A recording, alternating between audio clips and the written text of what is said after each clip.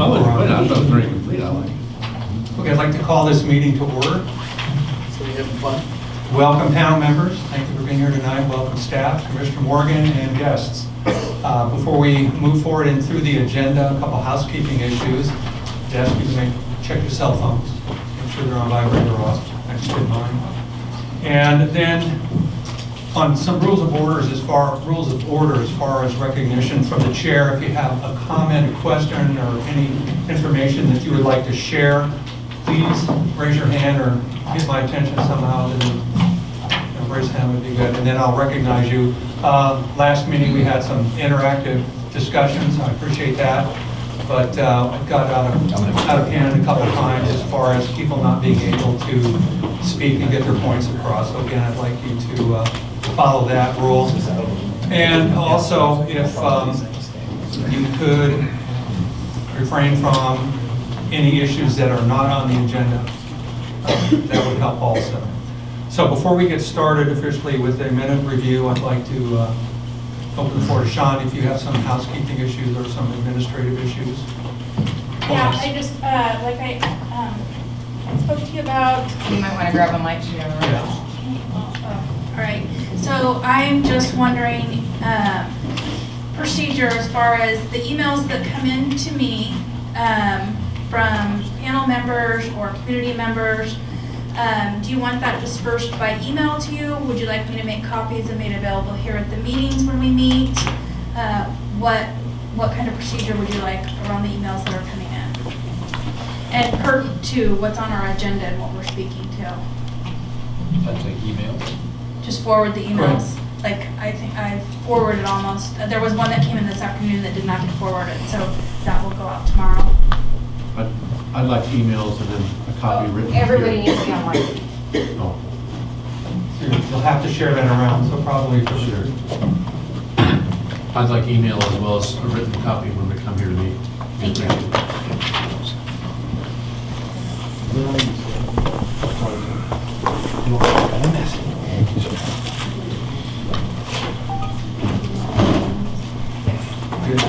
Okay, so then what I'd like next is to call for an approval of the minutes. Did everybody have an opportunity to read the minutes from the last meeting? So moved. All right. Second. Second, motion is second. Any further discussion? Peter? Oh, that's it. Okay. So all those in favor, please raise your hand. All those opposed? Minutes are approved as written. How about abstentions? Anyone abstain? Is anyone abstaining? Thank you, John. Thank you. All right. So, as you can see on the agenda, we're moving down item 3. Will be a presentation by our Water Master, Jake Johnstone. We'll get to him in a minute, and we'll follow up with questions after his presentation. And then we will move into Valerie's proposal. And hopefully everybody took the time to read it. And she also has handed out an update. So hopefully you can kind of review that before we get to her part of this agenda. And then I'd like to insert, okay, we'll move on to, all right. Then we'll move on to, Jar, you know how to do that? Okay, all right. So, having said that, I'd like to introduce Jake Johnstone, and I'd like to thank you for being here tonight. We appreciate you taking the time out to provide your information. Can everybody hear me? Yeah, definitely. So I walk around a lot, so I'll try not to walk in front of the slides here. I'm going to try and go through these pretty quick. It's kind of a rough and dirty water rights presentation, and then we'll have some time for questions afterwards. I'd just like to thank everyone for inviting me here tonight. That's great. Any chance we have to talk about water, we're going to try and jump at it. Obviously, this new fledgling industry is bringing up a lot of questions regarding water, so anytime you guys want to invite me back here or just want to send emails my direction, I've got a pile of cards in the back. If anyone wants to contact me, go through there. So just thanks for being here. So Oregon Water Resource Department, for those who don't know, we're the managing entity for waters of the state in Oregon, and we deal with water rights disputes, helping people file for water rights. Any kind of commercial agriculture requires a water right, so we're the department that you go through for that. We help municipalities and irrigation districts with their water rights issues and water rights needs. And we've been around, we were the state engineer's office in the early 1900s, and then in about the 1960s, we switched over to the Water Resource Department. There's been somewhat of a paradigm shift. We used to be primarily focused on getting irrigators their water, and then the Endangered Species Act came out, and we started to realize we shouldn't use all the water. We might want to hang on to some for fish habitat and that kind of thing. So in about the late 80s, early 90s, we kind of had a paradigm shift where we switched more to a conservation, natural resource management model. So we are complaint driven. If we had the staff to do it, we would drive around and knock on every door we could, but unfortunately we do not. So a lot of times we have a complaint, we'll go to a certain area and then check with other irrigators in that area. This little photo here is always a priceless gem. This was on my boss's door for years. Whiskey's for drinking, water's for fighting, Mark Twain. And I didn't really realize the full scope of that until I started working for the Water Resource Department. I've worked over in the Klamath Basin a few times, and it very much is for fighting. So what we can do, obviously, I kind of covered that, but water rights research is find a well log. If you're interested in a property, I strongly suggest coming to us first. People usually come to us last. I get a phone call saying, I'm in escrow and I want to know about the water rights. Well, this could take a while, so I just encourage people to get that message out there to come to us early in the process if you're interested in a parcel or you're interested in doing commercial ag. Water rights 101. So water rights kind of broken into a few different things, and we're just going to briefly touch on this because I don't want to exhaust my 20 minutes on this, but there's the source of water, be it groundwater or surface water, so that's going to be your appropriation or your point of diversion if it's surface water. Types of use, a lot of people are applying for nursery, which is a year-round irrigation use right now. Cannabis growers generally like to grow in the winter as well. They don't stick to the traditional irrigation season. Priority dates, so you can be regulated. This is the thing that people don't understand. They move to Oregon, they're like, I have a water right, I can do what I want. If you have a 1997 or a 2007 water right, and there's historic users on your creek or your ditch, once the flows go down, we regulate based off the need of the senior users. So your water right might not really provide for you after August, and that's something that people don't understand. Points of diversion and appropriation, again, that would be if you're on surface water or if you're off of a well. And then places of use is going to be where it's applied to. Another thing people don't understand is if you have, one of the things we're running into with cannabis is that it's been, for the last 15 or so years, medical gardens were kind of hidden for security reasons and because, just to keep it out of the public eye. So they're in places that weren't traditionally agricultural places. So if you have a water right and it's for this part of your property and you're deciding to do your cannabis over here, there's a process, it's called a place of use transfer that you can go through with the state. It's totally fine. If you have a water right, it is a process that's rarely, if ever, going to get denied, but it does have to happen in order for you to legally irrigate where you're proposing to do so. And then the must be used caveat. This is something that we're having to bring up a lot lately because if a water right hasn't been used for 5 consecutive years, it's subject to cancellation. That process can be started in an involuntary cancellation affidavit by 2 or more neighboring properties who see that this hasn't been used for a period of 5 consecutive years. They'll start that process. It's a lengthy process, it's an expensive process. It's on the landowner who's attempting to irrigate to prove up that they have irrigated in the last 5 years. I hadn't seen any of these since I started with the department until cannabis started, and then someone would move in, start a cannabis grow with a water right that hadn't been exercised in a long period of time. Neighbors on either side find that they're upset with that for one reason or another, and then they start that process. So another good question to ask, or just to share with anyone if they're interested in getting into it or if they want to look into properties with water rights, has the water right actually been used? Very important. Old ditches that no longer exist, there might be a non-canceled water right in that situation. Then people think they have a water right, but they have no access to the water. Exempt uses of surface water real quick here. There are several exemptions for surface water. Firefighting, obviously, some forest management practices. Stock water is an exempt use. Livestock water, obviously land management. And with that land management, it's the ability to divert water for a temporary period of time when you're doing riparian habitat work, that kind of thing. And then rainwater. Impervious surface catchments is a pretty big one, especially on the coast where they get so much rain. Those are things that we'll look at on a case by case. and kind of see if you have the system or infrastructure in place to actually provide enough water to do your agricultural projects. And then exempt uses of groundwater. So this is a big one right now. The state of Oregon has exempt uses for a domestic well, 15,000 gallons a day. And that's for your inside the home use, around the home use, and then up to a half-acre lawn and garden, non-commercial. So that's the tie-in right there. If it's non-commercial, you can grow whatever you'd like for a half acre. If it's gonna be a commercial product, it requires a water right. So that's one that we find people not getting full information on or having kind of a different idea of it. There's this 5,000 gallons per day commercial and industrial exemption, and it was unclear as to whether or not they could be used to promote plant growth with the intent to sell. During the grape boom in the early thousands, they had the DOJ do a review of it, and they decided that it was not to be used to promote plant growth. So that 5,000 gallon a day exemption, we've seen growers who have large infrastructure greenhouses and warehouses, and you can use it for cleaning your processing equipment, obviously for drinking water and washing stations, but it is not to be used to promote plant growth.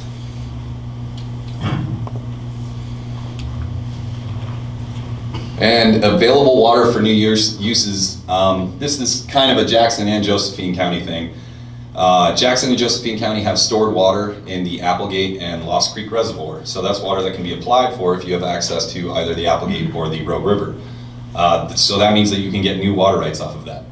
That having been said, it is a federally managed project, and the Bureau of Reclamation has released a statement saying that they will not provide water for marijuana cultivation specifically, but I myself have yet to hear of them saying no to a specific application that applied for agriculture. So if you want more information on that, I always suggest contacting the Bureau of Reclamation directly and seeing if they have a new statement on that. Jake, Yes? since Lost Creek and Applegate reservoirs are the Army Corps of Engineers, right? And they fall under the federal jurisdiction, is that correct?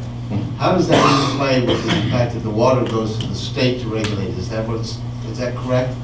Yeah, so there's And kind so of a, how can the state then use it for what federal laws state is illegal? How does that work? so yeah, that's a good question, and it's one that smarter people than myself and armies of lawyers have argued back and forth on. There's a co-mingling of waters. You can't say that every single drop of water that's coming down the Rogue River is coming from Lost Creek Reservoir, and conversely, you can't say the same for the Applegate Reservoir. However, if you're going to apply specifically for project water that's managed by a federal entity, then it's directly conflicting with federal rules and regulations. The waters that feed into both of those reservoirs are waters of the state until they're impounded and stored in the reservoir.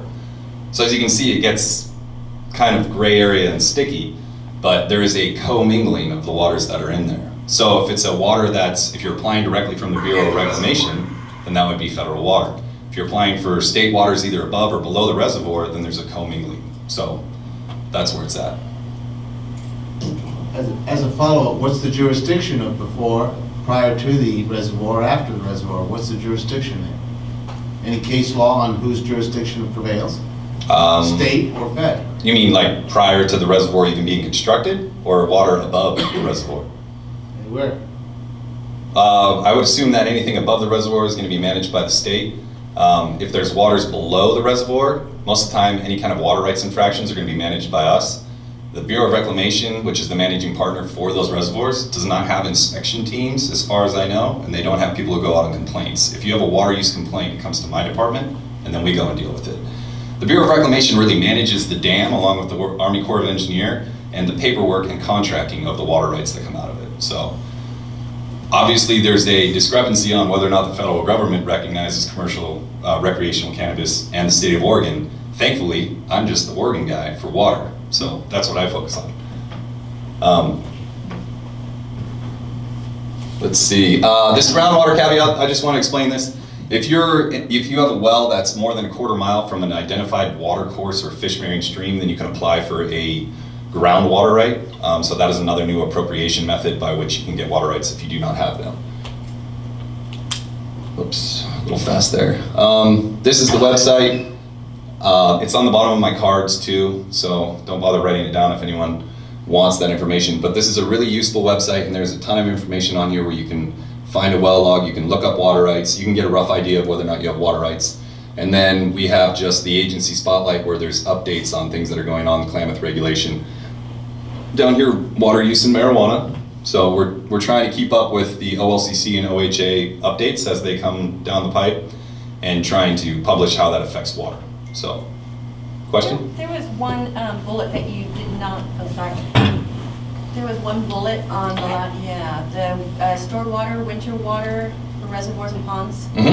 So is that not administered by the usual irrigation dates? Yeah, so the stored water, reservoir, and ponds. So in a lot of drainages, all of the surface water is appropriated. That means that at some point or another, they issued water rights for everything that they found was available.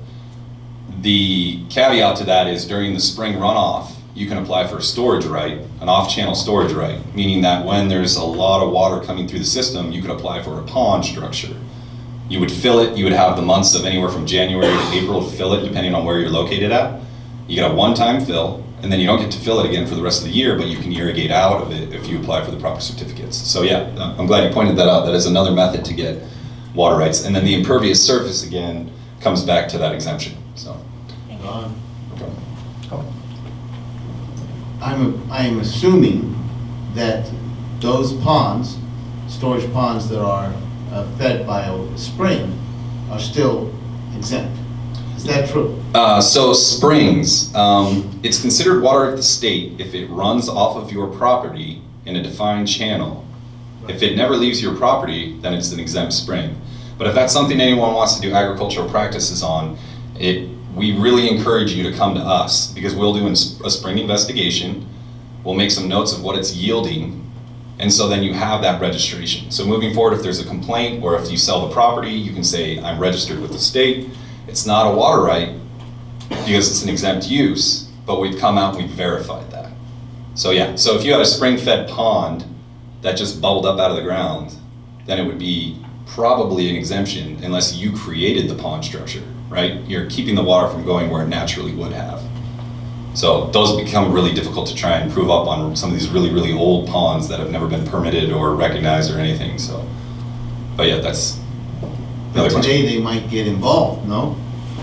Who, they? Being Us? ponds might get involved in some of this growing, because people have always said that if you have a spring-fed pond that originates on the source that's on your property and does not run off your property in a clearly defined channel, the water is yours to do what you wish to. You can irrigate or anything else out of it. Right, if it's deemed an exempt source of water. So that means we have to come out and make that assumption. So is it not an assumption also then, Jake, that they would get involved in today's market about Yes, irrigating? sure, that's a fair assumption, since we're throwing that word around a lot. This is just another look at the website, a little more in detail with the Find a Well log. Obtaining a new water right, I don't know how familiar you are with the process, but there's the application, then you get a permit, and then you have 5 years to prove up on the permit. The permit's gonna state where your conditions are, what your rate, what your duty is, if you're building a pond, what the structure can be. You have 5 years to hire a certified water rights examiner to come out and prove up on the water right. That's called a claim of beneficial use. The unfortunate reality is a lot of water rights get stuck here because you have a piece of paper in your hand that says you can store water. But there's this other step here. And if this doesn't happen in a 5-year period and there's no extension filed, your water right or your water right permit could be canceled.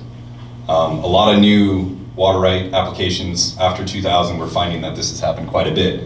I spoke to a gentleman on the phone today, and I have a water right. Well, you had 5 years to prove up on it, it's 12 years later, so those things can't happen. It's just a matter of kind of following through with that whole process, the flow chart. Just a water right, general water right here, you're gonna have your source priority date, what the use is, where your diversion point is. The diversion point is another big topic because you may have a water right, but you might not have access to the ditch, or you might not have access to the pump station. We're running into that a lot. You know, roads get put in and they just bisect an entire irrigated parcel. Well, it's still covered by a valid water right, but you have no access to it. So that's another thing to look into when people are, considering ag projects, and they're also considering new properties. So, just a general map here. This is what you're going to find with your certificate, and that's just outlining your place of use. I might leave this up at the end, but this just goes into these exemptions a lot more in depth, and this is a big hot topic, a big topic of debate here. And then this up here is a group shot. We had a bunch of decision makers from Salem come down who'd never seen marijuana gardens. So, the folks that are making the decisions might want to get a look at them. So they came down and we did a field trip and drove around on the Applegate. Some of the larger growers out there that were willing to have us on the property, a lot of these people were pretty amazed. They had no idea. They still thought they were these little shrubberies, and seeing, the commercial agricultural aspect of it, and that it, can be a much larger thing. Use of water to grow a crop, commercial, you need a water right. I mean, that's really the theme of this whole slide. Other sources are water providers such as a city, municipality, or an irrigation district if you're in an irrigation district boundary, and then water trucks. And I'm bolding this here, receipts, because we're finding people who apply for OLCC rec gardens and they have a contract, but they don't actually get any deliveries. Now, this isn't everyone. It's, there's always a bad apple in every bunch. But you gotta keep your receipts, because if I get complaints saying that no one's actually delivering water, and I go out there and there are no receipts, and I call the trucking company that you have the contract with, and they've never made a delivery to you, then it's a violation of water law because they're using their well. And so, observations about groundwater applications. So another thing is, even though when we're going through the application process together and I look at the availability and I say there's water available here for a new groundwater right, we're having such a dramatic influx in new applications for groundwater rights that depending on how long it takes for you to get through the review process, which I wish it was faster, but it's about 6 months to 18 months depending on what you're applying for. There could be someone in front of you who gets that last water right in a basin. So it's just another thing to consider. We're on a limited resource here, and we are going to be running out of room for new groundwater rights. And then we have an increased number of complaints and concerns about illegal use and the impacts on neighboring wells. Now, to this point, the Oregon Water Resource Department has yet to have a proven groundwater interference claim from a cannabis grow. Now, let me explain that a little bit. Everyone's heard an anecdotal story of someone's well going dry. A lot of these are hand-dug wells, which do not have well construction standards and do not go down in confining aquifers. These are surface wells that are, less than 20 feet deep. That's not regulated by the department. Surface wells are, since they don't meet any construction standards, they wouldn't stand up in an argument in court. So unless it meets construction standards, it doesn't get that defensible position. So as far as properly constructed wells that tap into aquifers, we have yet to see one case. I've just heard a lot of stories out there of people's wells going dry, and it does happen with surface wells. Surface wells is kind of your Willamette Valley aquifer, right? It's a shallow aquifer and everyone's sticking a straw in it. If you just have more homes, obviously it's going to draw down a little bit. But when we're talking about real aquifers, groundwater aquifers, we have yet to see any cases of surface interference or drawdown from other wells. So what I'm talking about with these applications, this is January 4th or January 2004 to January 2015. And this is 40, this line here is 40. That's the cumulative total of groundwater applications in that period of time. Since legalization, we've gone quite a bit higher, and we still have the same amount of staff doing these application processes. That's part of the reason it takes so much longer. And we still have the same amount of field staff, if anything, less field staff, to deal with complaints and issues related to it. So I stole this chart from Siobhan Haynes, the Jackson County Water Master. It's kind of our hockey stick, but you can see in it that clearly there's a lot of interest in new groundwater rights. This simple geometry slide, this is kind of when we're talking about that half-acre exempt for non-commercial. That half-acre exemption for non-commercial is what most medical gardens are sitting inside of. And what we do in that is we're not measuring this field, this dry dirt. We're measuring the diameter of this pot and doing our simple geometry and figuring out what the wetted perimeter is. If you have raised beds like this, we're measuring your raised beds. If we go to a garden with raised beds and it's clearly irrigating the rows between, which is obvious in late August, because this is Southern Oregon, so if it's not dead, then it's being wetted. So that's kind of how we measure the footprint for medical gardens. If it's in ground, we measure the space. So, and we can touch on that again later. Changes in irrigation methods. This is something that Siobhan and I have been looking at a lot. It's kind of interesting because traditional flood irrigation, center pivot sprinklers, the big wheel lines are rather inefficient for actual irrigation methods.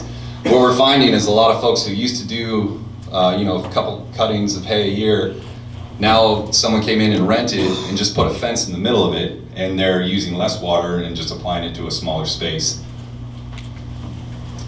This is another good aerial that's kind of showing that process. You can see this is the canal going through the middle of it. You can see how green and verdant everything is in the previous year, and then now they're drying up these fields, and these are the marijuana grows, and then this is an area that's still being done for hay. So what this gives us an opportunity for is conservation. There's something called in-stream lease, and that means that you don't want your water right to get canceled for non-use, but you're not going to use it. You can lease that in-stream for a period of up to 5 years. It's not a very expensive process at all. Keeps your water right valid, and it gives more to the fish habitat. That water can't be applied for by a new water user, but it's a great opportunity to give more water to the stream system in the riparian habitat. So that's something that we've been trying to encourage people to do as they move forward. Someone comes in and just wants to do a 1 acre or a half acre inside of this huge field, we'll work with them on trying to get that leased in stream, the remainder of that water right. And that's a real simple process. It's probably the cheapest application we have compared to everything else that you could apply for with the state. Just another before and after. And then I'll go for open questions here in a second, but these are the main points I want to hammer in here. Commercial agriculture requires a water right. The irrigation season in the Rogue Basin, unless otherwise notated on the certificate if you applied for year-round irrigation, is April 1st to October 31st. And that's a big thing because a lot of people don't realize that. They start a little earlier than April and they want to end a little later than October, or maybe they want to do some greenhouse grows or indoor grows throughout the winter. If it's commercial, you're going to still need a water right for that. Again, the decreased irrigation footprint is an opportunity for conservation. Meters are your friend, and the point behind the meters are your friend statement is if a meter is a condition on new permits, it's not necessarily on a lot of the old permits. If you put a meter on your permit and you can show your water use, then it kind of helps the argument of, am I using too much water? Does my neighbor who's complaining against me have validity in this statement, or should I turn down my water use? Am I using too much? So. And then when in doubt, contact the water master's office.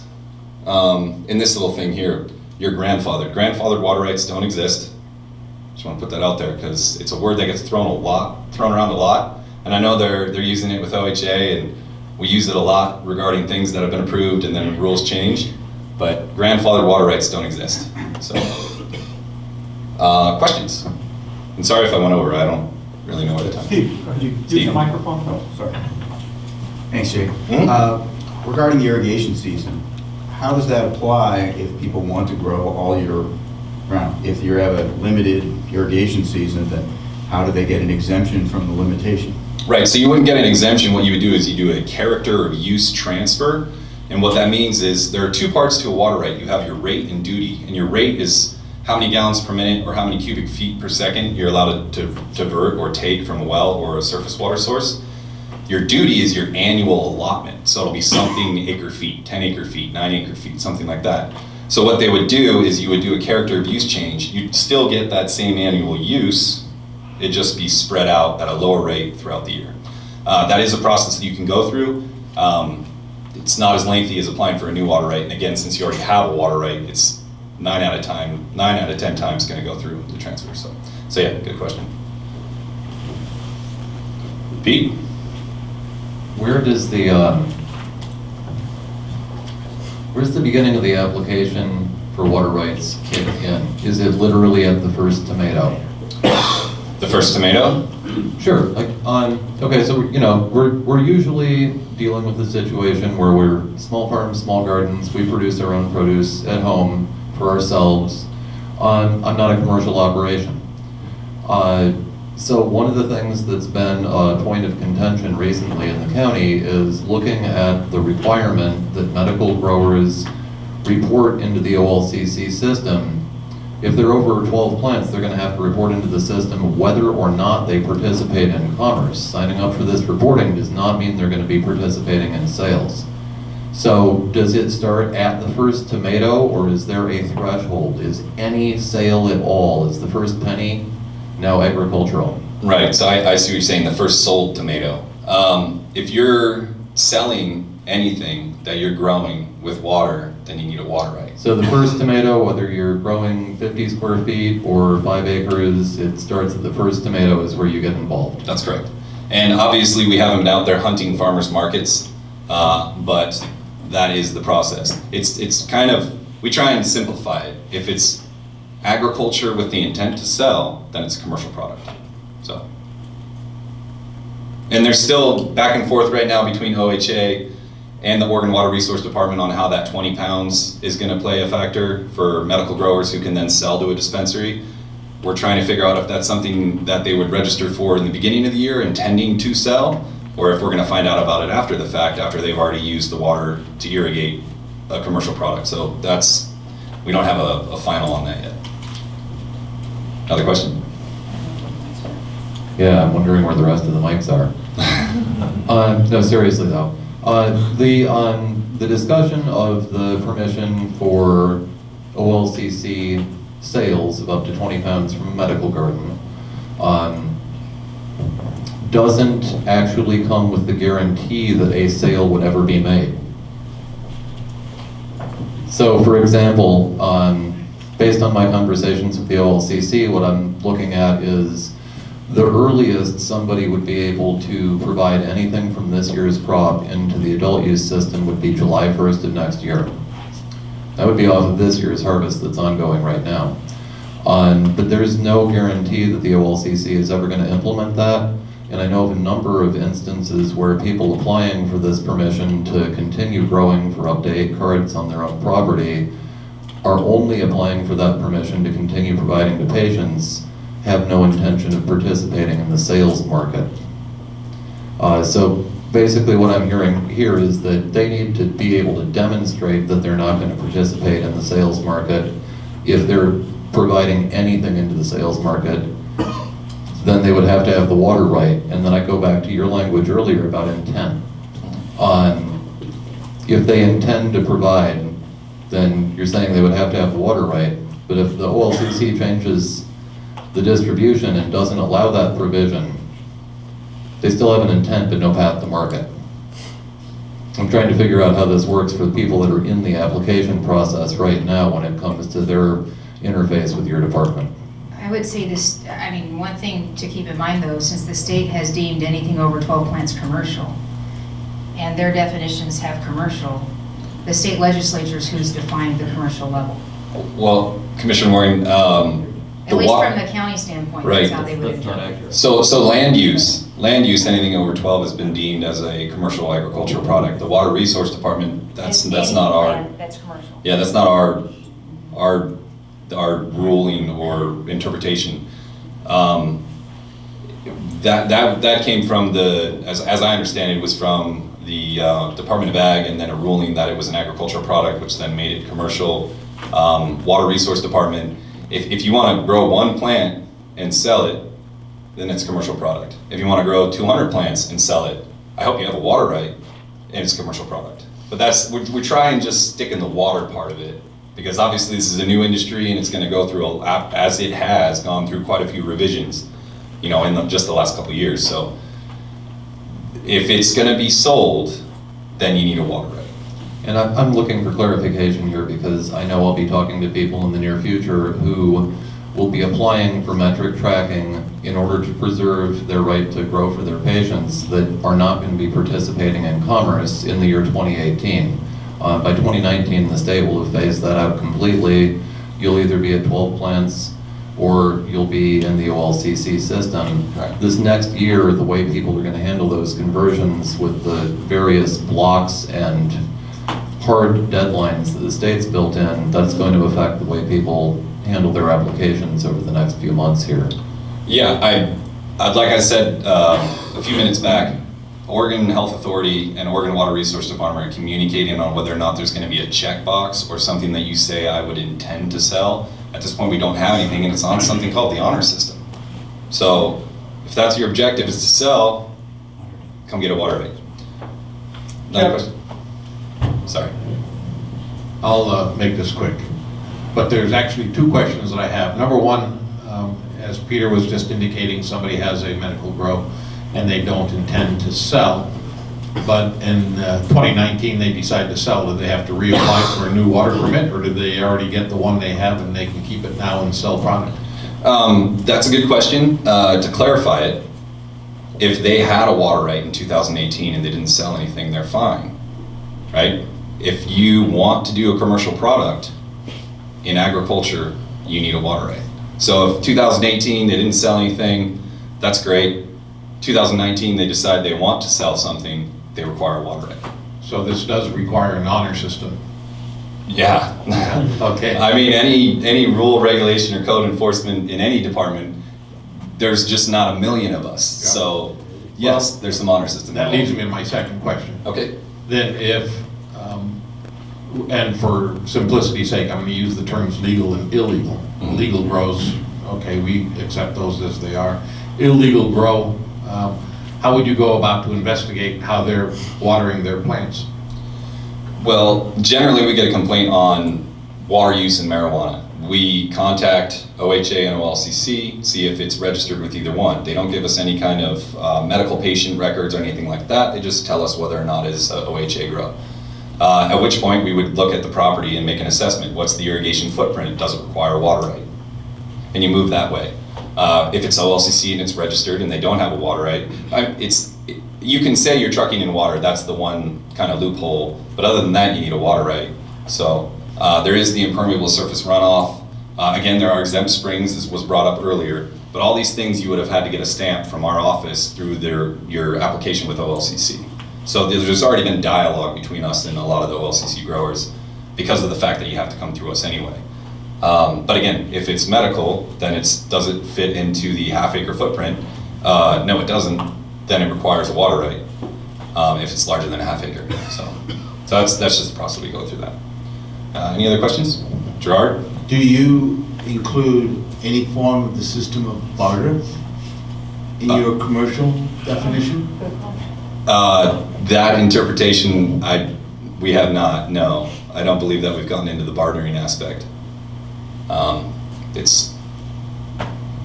would have to get back to you on that. Honestly, I haven't been asked that question, so I'm not going to say yay or nay, to be honest. I guess it is still a transaction taking place, right? Well, it's something for somebody. Yeah, it is. But For consideration. yeah, that's a great question, and I'll send that up the flagpole and see what kind of an answer I can get. In 2016, how many complaints of this nature did you have in Josephine County? Well, for clarification, I'm the regional assistant water master. The interviews for water master are tomorrow. I've been working in 6 counties for 3 years, and I would say we don't have a hard number on how many complaints we'd have, but I'd say 60% of our complaint volume is directly involved with cannabis. Of that, there are plenty that are just neighbor disputes. We had neighbor disputes before there was cannabis. Some people just don't get along with their neighbors. So that's important to note. But then there are, the bad apples out there. There are the people we show up to and here's all my permits, here's all my paperwork. Those are great. But yeah, it has increased our workload. Our hockey stick graph, the groundwater applications, that's pretty equivalent to our complaints and our workload in general. In Jackson and Josephine County. Now again, I've been working in 6 counties. Douglas County doesn't have this issue. Klamath doesn't. Klamath has plenty of other issues.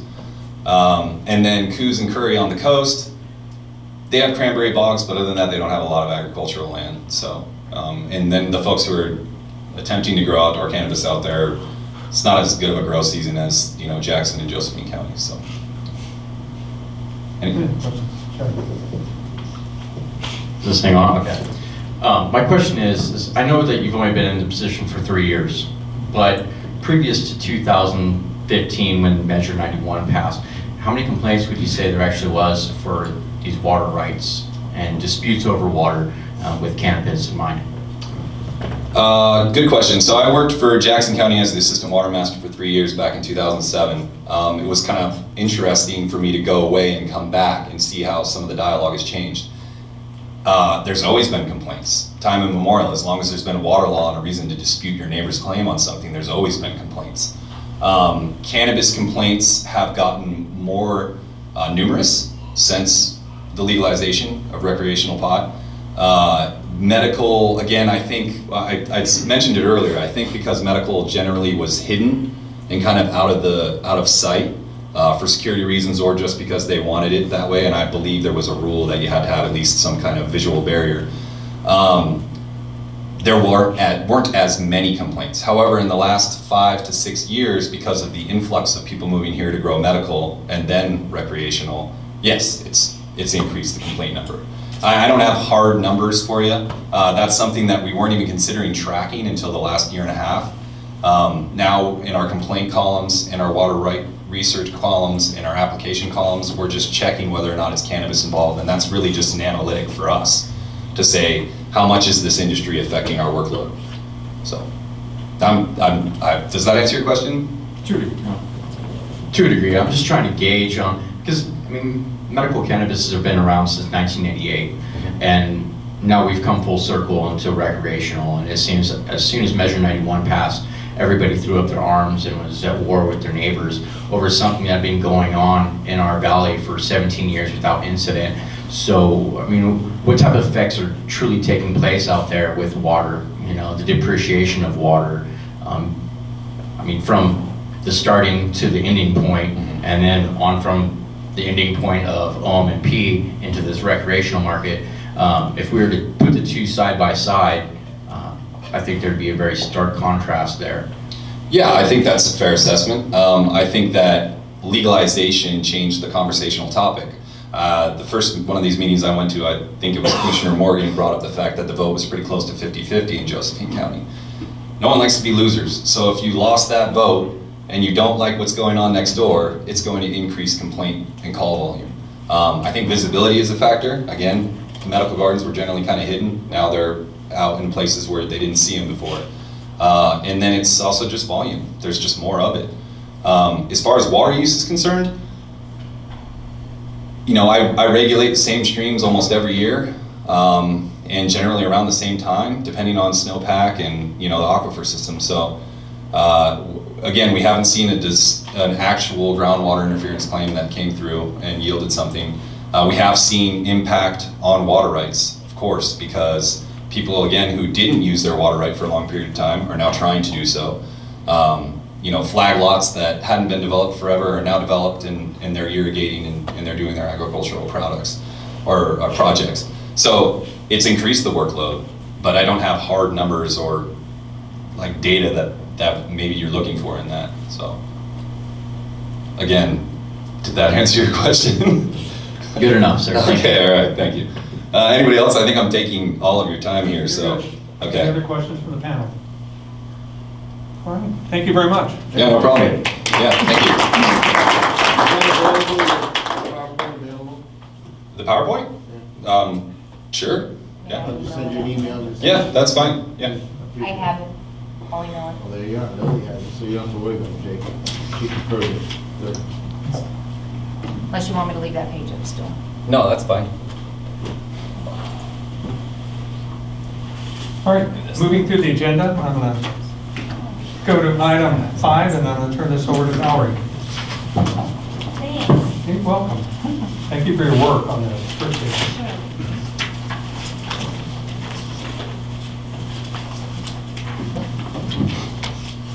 I think most of what I plan to say is pretty much, okay.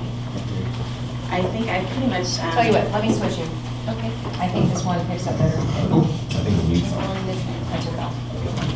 Here, put it in. Will it fit? No, that one. Here, it will. Okay. Can you hear me? Much better. So I don't know if there's a lot more to cover other than what I've already kind of written up, and I don't want to flog you all with my words. So is there, with what I've submitted, are there any specific questions? Jeffrey, thank you. If I've made a couple notes on this, and by and large, I would have no exception to anything you wrote, but there are a couple changes that I would like to see made. In the first, I don't know which bullet point that is, the one that refers to number of employees to be determined by proposal and conditions. I don't know if it's allowed, and Lily, you might be able to give me a better sense of this, but I'd like to have proof of W-2s and W-9s for anybody who's employed. So, and Not allowed? what this is referencing is back to Article 92, which the full language is in the first submittal that I made. And so basically what I tried to do is just kind of, so you wouldn't have to read through the whole code. Right. It's just try to write what actually the code in the application process would be looking at. So I think that 92 would work. It maybe could use a few tweaks to be applied to the cannabis industry. But I could see, you know, why that would be something you would want to Right. definitely look at. And I'm just using this as your document rather than going through the whole Sure. other one. So, Mhm. I think one of the issues is people who are coming here working and they have no investment in the community, they take their cash and they leave. So I think there should be some checks and balance to make sure that people who are being hired are actually paying their fair share into our community. This next bullet straight down, applications require public notice.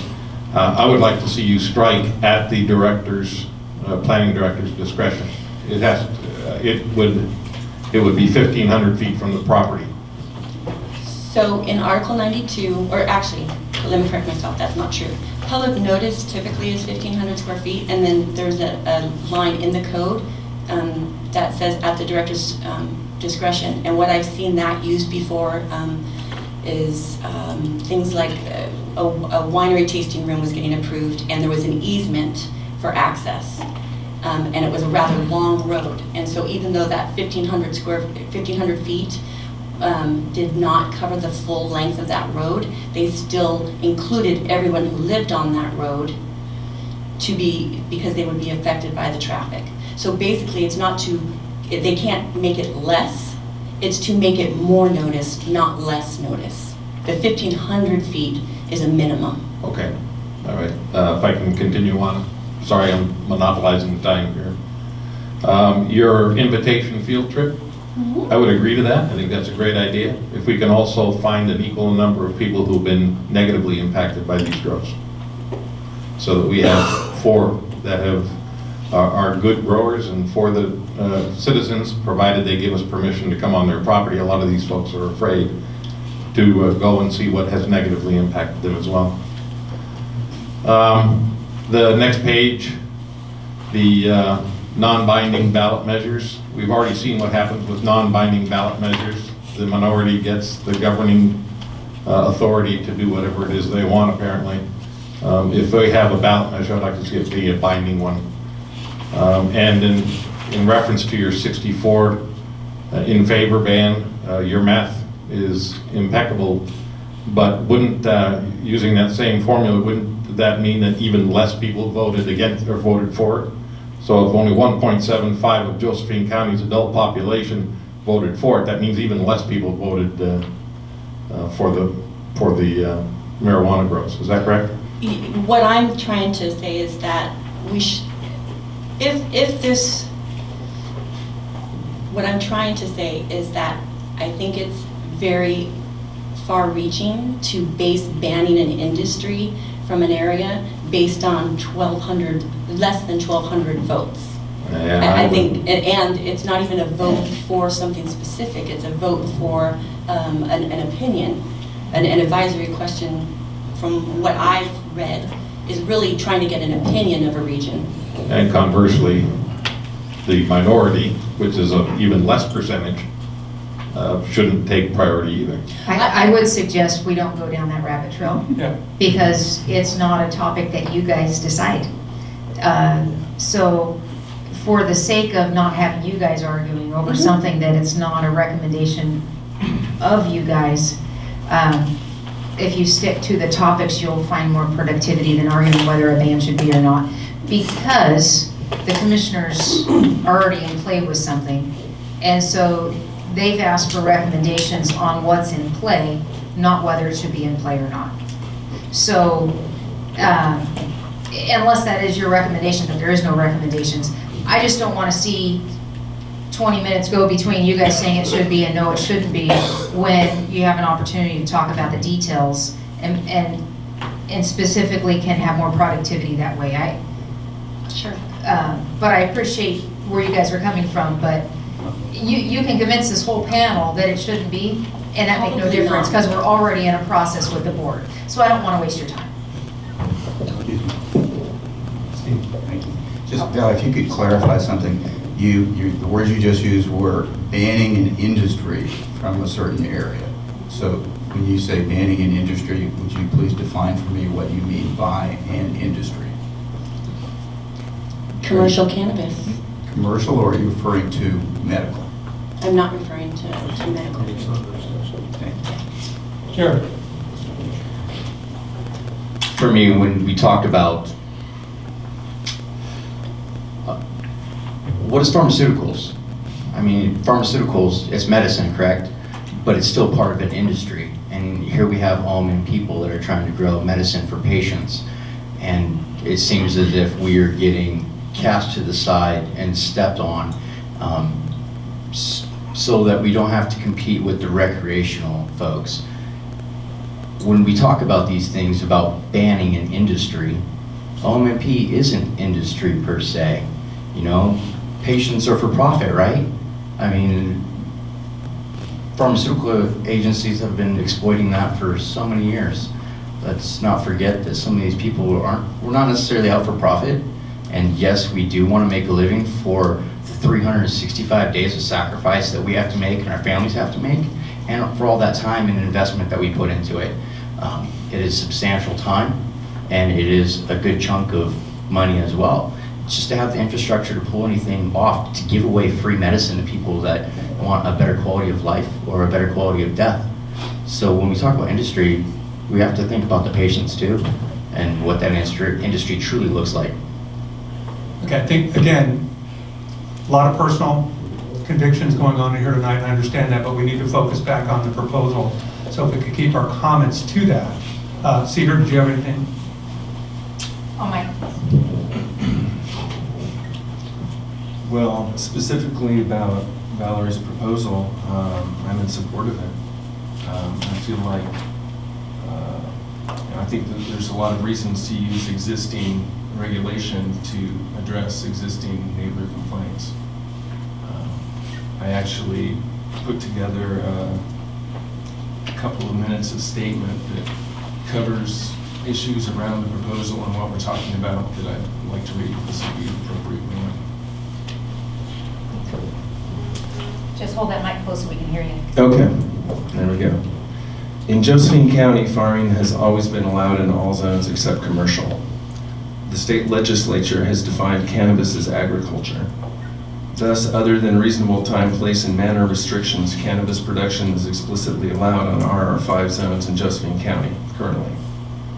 In discussing time, place, and manner restrictions, Oregon case law defines reasonable as directed to the prevention of the evils and adapted to the accomplishment of the avowed purposes. In the case of cannabis production on RR5, the evil consists of negative impacts upon neighbors. However, blanket restrictions on cannabis production fail the test of reason because they take away the rights of an entire class of lawful businesses and individuals instead of reasonably targeting the offensive behavior. Before we can intelligently discuss the offensive behavior, we need to know which complaints are truly cannabis related. In Josephine County, a large percentage of residents grow cannabis. Some of these cannabis growing residents are bad actors who have annoyed or alarmed their neighbors. Most of these bad actors would be annoying their neighbors regardless of whether or not they grew cannabis, and making rules about cannabis will not influence their offensive behavior. Bad actors are generally unconcerned about regulations, and nothing short of active enforcement will change that. The good actors who will obey new regulations are likely to be the ones who already maintain good relationships with their neighbors. We need to audit and organize the complaints in order for them to be meaningful. Otherwise, we don't know anything other than a neighbor had an issue with another neighbor, which is a human condition that predates cannabis zoning issues. I recently read quotes in the Daily Courier that were attributed to one of the commissioners who's not present. I was actually hoping that he would be present.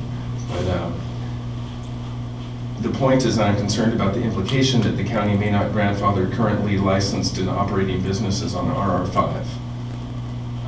And forgive me for my indulgence for a moment. My great-great-great-grandfather came to Southern Oregon in the 1880s to work in the nickel mine near Riddle. My family has been earning a living working with natural resources here for over 130 years. We hand-built our house and raised our 4 children in Williams, and we love our community. Josephine County published a pamphlet stating that we could operate a regulated cannabis farm on RR5 zoning. And so we bought 2 parcels and are now in our 2nd year of successful operation. We have very good relationships with our neighbors.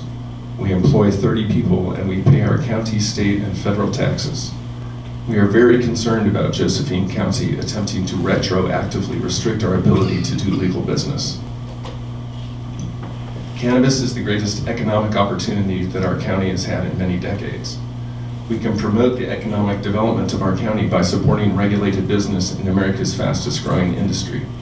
The state is now enacting sweeping changes in the medical cannabis program that will likely result in a 75% reduction in RR5 production in 2018.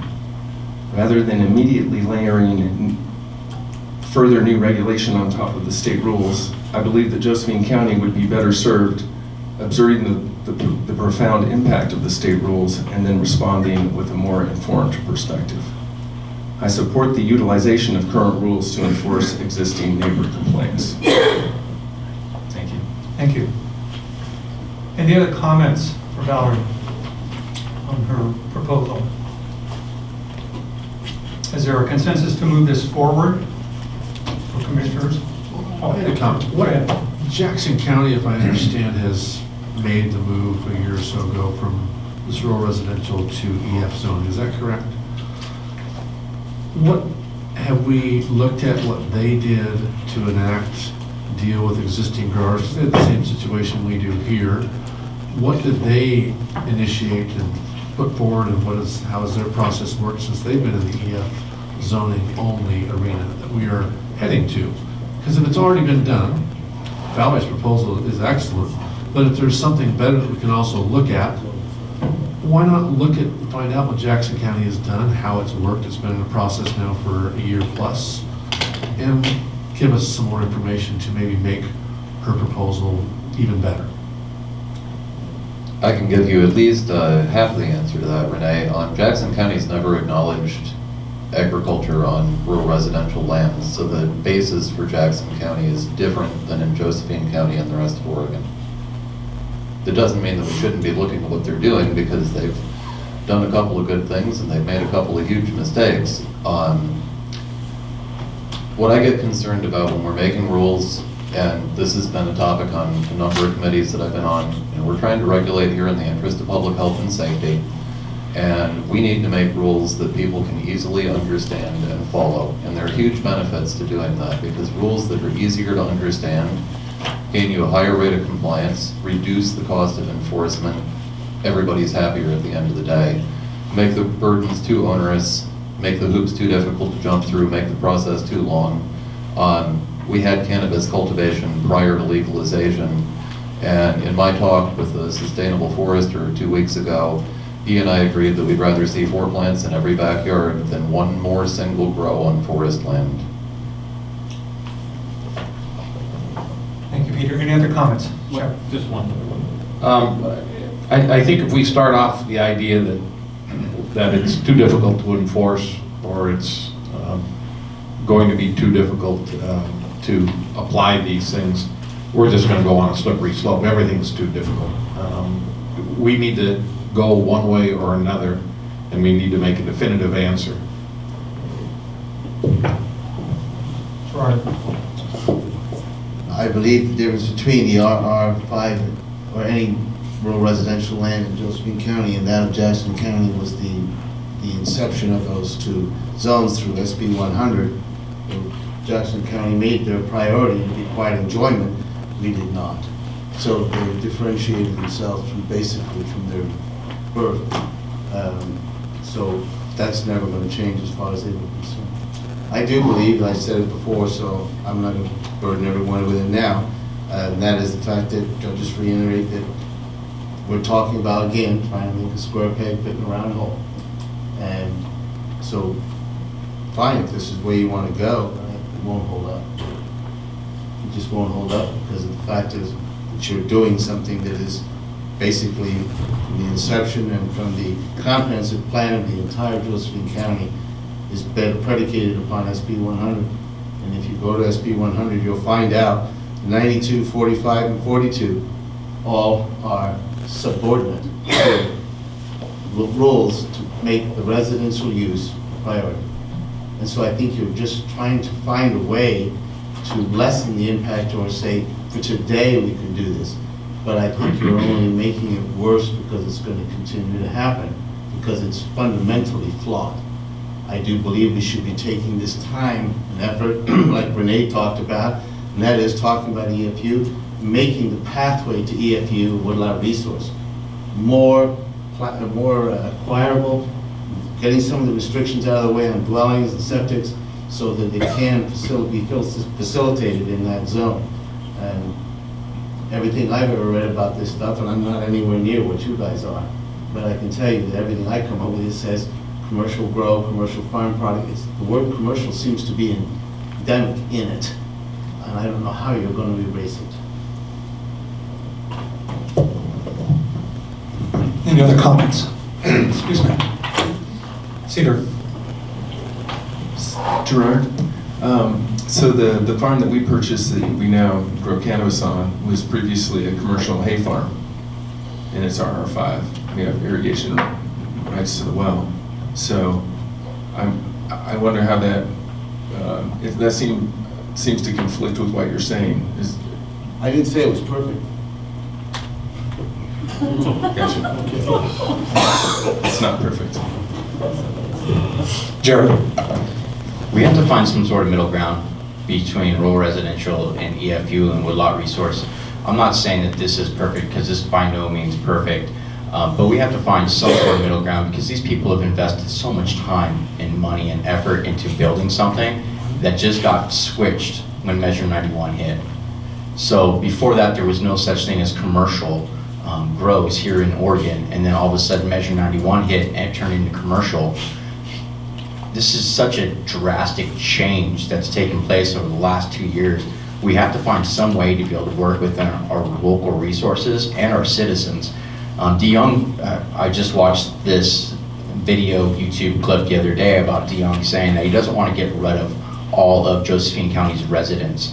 You know, people that have been here for so many years. Well, I've been here for many, many years. I've been an active participant within my community. I don't want to go anywhere, but I have to find a way, if I want to continue to be in this industry, to be able to get off my rural residential or to make my rural residential conform one way or another. Now, what about the 3 deaf people that I employ? What are they going to do?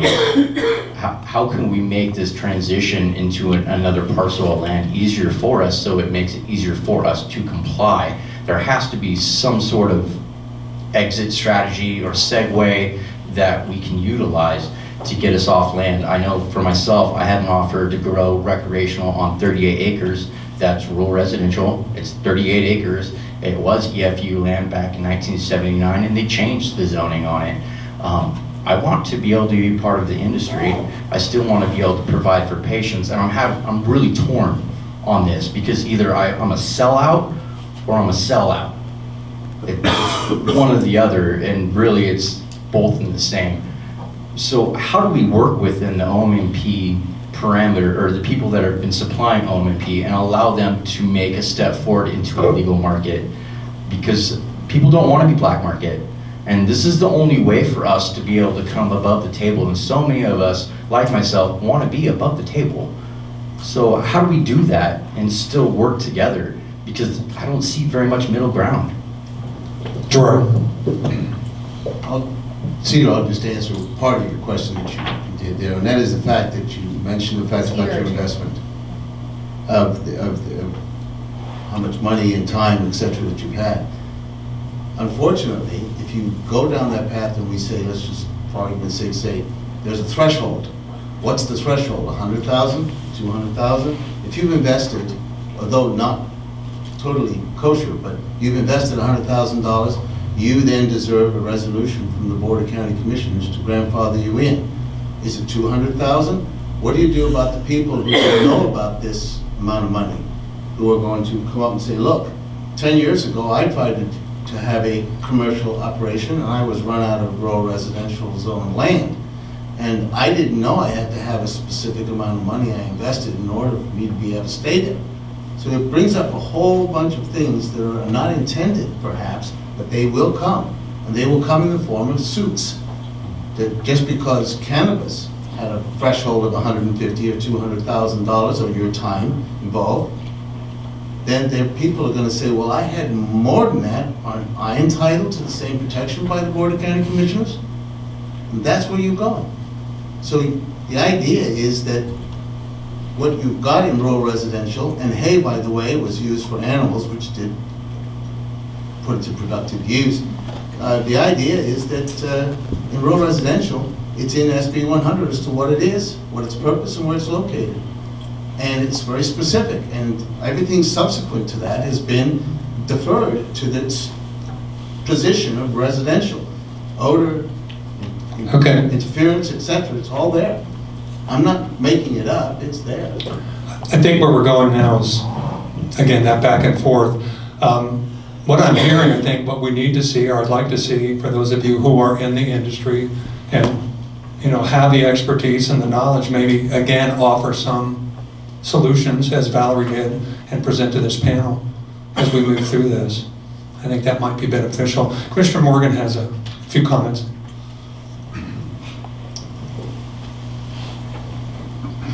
I don't really know that this group is going to have another opportunity after tonight to talk on the topic as a group necessarily. Potentially because the commissioners are moving forward. And so the main thing is, when we met last time, or 2 times ago, I passed out, this is what we're looking at, any feedback we got there. I had basically had 4 things that I heard come out of the comments. There wasn't a consensus, but those 4 things in a meeting with the commissioners, I took back and said there was a wait, see what the state does, wait and do nothing. There was a don't change it, make a path to EFU and Woodlot easier, and then the home occupation options. And so basically everything that I heard out of the group, I took back to the commissioners. So there wasn't this is a consensus, this is just the feedback we got back. And as commissioners, we didn't really come to a consensus either, which is, it's one of those things that we wrestle back and forth, and each of us kind of come from different places of where we're at with it. So where we had left it was that Commissioner DeYoung was going to make some recommendations, and that was forwarded to us. A couple of things I should let you know. First off, the agenda coming out late was my fault. I was super ill last week, and I missed 4 days of work last week because the doctor told me to stay home. I was very, very ill, and so it's my fault it was late. But I also missed some of the conversations about this stuff and they put it off again till today. So today I got a new draft of kind of what was proposed by Commissioner DeYoung, and I passed that out to each of you. But before you go trying to look at this, I want to point out a different form to you that's listed at the top that says summary of non-typographical changes, because this identifies the inlaid changes and recommendations that are in the other one.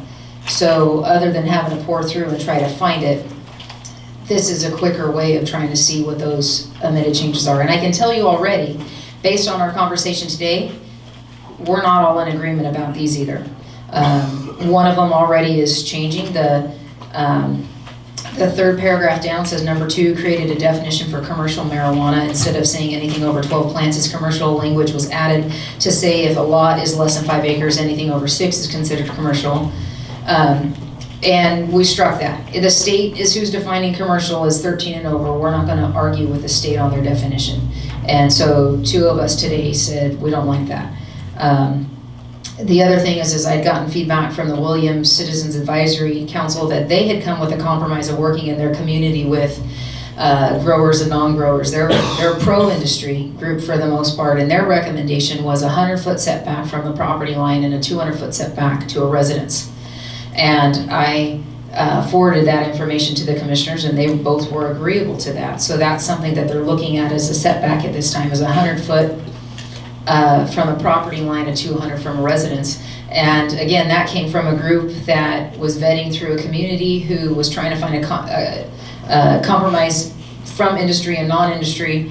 And really, when we go back to the purpose of the rural residential, because I keep going back to what's the purpose, what's the whole zoning area, those setbacks are what give you that peace in those areas when you have something that's a non-conforming use. And so even our current code that says you can't interfere, the farming can't interfere with the neighbors, how do you adjust that? You have a reasonable setback that allows a buffer that allows something to happen without it being impacting the neighbors and stuff like that. So there is still a question as to whether or not what would be grandfathered or not. My standpoint is, if you have gone through the process of getting your Lux and gone through the process with our planning commission, and you are in compliance going into this process, or if you're converting to the OLCC system from the OMMP, you're showing you want to be in compliance with the system, and we need to give you every opportunity to do it right. If you're not, there's nothing to grandfather in if you're not working with the system. If you're not working within what the regulations are, what's to grandfather? You're already not complying with the rules. So there is no grandfathering in of somebody who has clear-cut a property against, or put in culverts without permission, all this other kind of stuff. So it's one of those things that there's going to be a balance, but that's my opinion. There's 2 other commissioners that have opinions, and I can't speak for them on what their opinions are. But my opinion is that if you want to be considered a non-conforming use, your best way of doing that is conforming with as many of the regulations as you can. And one of those is that you're not impacting the neighbors. Anyhow, so this list was kind of a, where this recommendations stand is the commissioners are meeting on Thursday morning. They're going to make their final recommendations, and they're moving forward on Thursday morning at our admin meeting. And so any changes of a non-conforming use staying with the property versus in a home occupation, it does not. It stays with the occupant, not the property. All those kinds of things have yet to be determined and still have to be decided. And what we have learned is that we're not so significantly out of phase with what was recommended that we have to start the process over. So we will be able to go on to a second, or we have to repeat the first reading, if I believe correct, vote on that approval, go to the second reading, but we don't have to start over with the planning commission, re-notifications and all that other kind of stuff. So these changes are not so significant as to change the purpose of what started, so the process is going to continue. I got this information today and brought it to you guys tonight. I know it's not a lot of time to look at things, and like I said, we're not in agreement on all of them. There's a couple of them is like, what's that mean? I did my little cheat sheet today of, okay, yeah, that one's okay, no, that one I don't like, what's that mean? And some of those things we're going to work out on Thursday. The other thing is our staff person is also out for medical purposes, and so it's one of those things that it's kind of just where we're at. That's why I still have questions next to some of these, because I don't have an answer yet myself. But I want to make sure that I'm giving you guys the information as soon to me getting it as I can, so that we're all processing that together. But when I heard from the commissioners today that we're going to Thursday, and from Thursday we're probably moving forward, that's why I say this is probably your last opportunity as a group to speak on the topic, because the purpose in the bylaws of what the group is more than just these land use regulations. It's more than that, and so essentially wanted to give you a heads up that probably won't be revisiting necessarily in this format, because you'll have an opportunity in the public formats and the hearings. There'll probably be 2 more hearings. If we have to repeat reading 1, there'll be a hearing for that, and then it'll be at least 2 weeks in the second reading. So there'll be 2 more opportunities for public hearing and public testimony. And so just want to make sure that we're all on the same page and you guys have the same information. Clearly, this isn't something we've done before. We're figuring it as we go.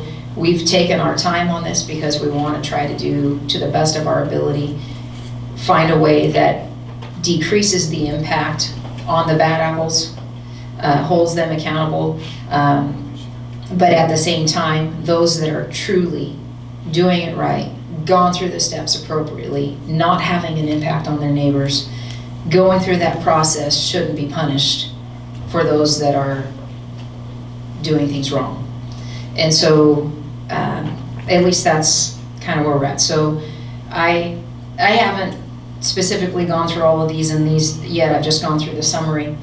Valerie's was the only proposal per se that has been presented in the last month, and we wanted to make sure you had time to present that. You guys can make a recommendation of going on that, or you guys can take a few moments to look through these and see if you have any comments. I welcome those. If there is a consensus of the group, I would be interested in receiving that. If there's not, I'll do what I did last time and say this is the types of feedback I got, but there was no consensus. I just want to make sure that there's no misconception that you're going to have weeks and months to talk about this. It's not going to happen. So, or in this setting. So I just want to give you guys that chance. I'd like to raise a point of order. I'm sorry, this isn't for you to discuss. I'd like to raise a point of order. I'm going to be really clear. If you want to interrupt the meeting, we can recess the meeting or we can stop the meeting, but you don't get to participate in this meeting. This is not a participation, it's a point of order. Sir? Then you can leave, Chris, because this isn't a time for you to participate. This was not on the agenda. This was a response to Valerie's proposal and giving their information. But again, it's not your time to speak. So that's enough. Otherwise, I'm going to ask you to leave. Can you tell me if a point of order is inappropriate? I'm going to ask you to leave if you're going to keep talking, and if you don't, then we're just going to stop the meeting, and then these guys don't have an opportunity to speak to the moment. So that's a pretty straightforward thing. So if you'd like to stop, so these guys can take part in their advisory committee, then we'll keep going. I have a point of order about the complaints. You can leave as well, Mark. That's easy. It's very clear. We can stop the meeting. If you want these guys to have their moment, I just okay. wanted to address that point. Then I'm going to ask that we have a recess and we'll go from there. But if you want this meeting to continue where this group has an opportunity to do their job, stop talking from the audience.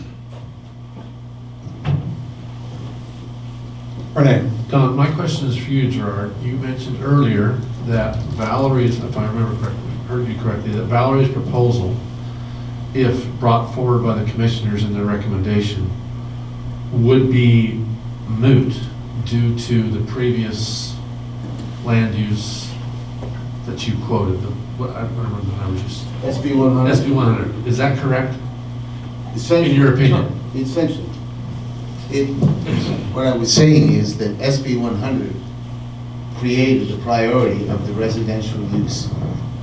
Everything that is cited in Valerie's talks about the home occupation, for instance, which is subordinate to that. It gives the words like interfere. You cannot create a problem with things like odor. I've never seen an odor pay attention to the wind, for instance. You may have a 100-foot setback, but the wind blows it over the 100-foot setback. So what I'm saying is, when it's on the ground and you're trying to practically apply it, it won't apply. it won't work.